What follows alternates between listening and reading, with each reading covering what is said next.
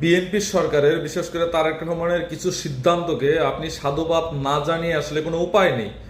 বহির্বিশ্বের সাথে তাল মিলিয়ে যদি আমাদের শিক্ষা ব্যবস্থাটাকে আমরা আমূল পরিবর্তন করতে চাই, তাহলে সেখানে কর্মমুখী শিক্ষা ব্যবস্থা ছাড়া আমরা আসলে আমাদের যে এই যে এত উচ্চ শিক্ষিত বেকার বর্তমানে হচ্ছে 40 লাখ প্লাস, সরকারি হিসাবে 35 লাখের মতো হচ্ছে উচ্চ শিক্ষিত বেকার।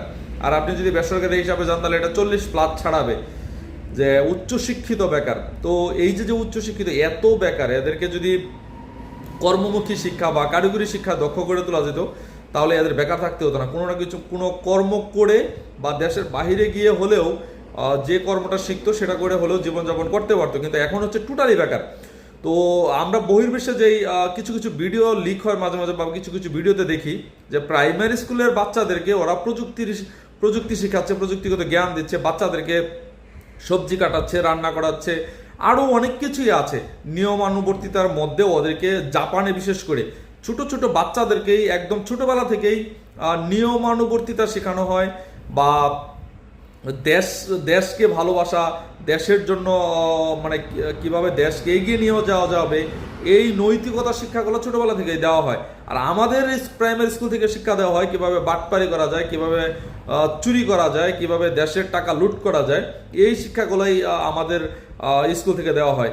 শিক্ষা স্কুল থেকে দেওয়া হয় না সরাসরি, কিন্তু এগুলো বুঝিয়ে বুঝিয়ে আমাদের বাচ্চাদেরকে বড় করা হয়, আমাদেরকে বড় করা হয়েছে।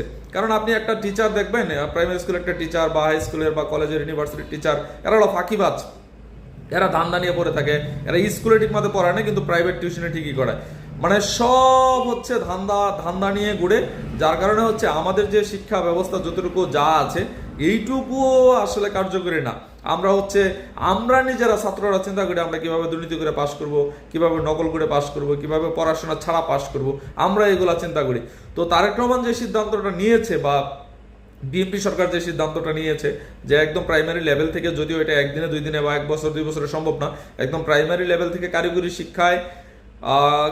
শিক্ষাকে গুরুত্ব দিয়ে শিক্ষার কারিকুলামটা সাজানো হবে, এটাকে আমি অবশ্যই সাধুবাদ জানাই।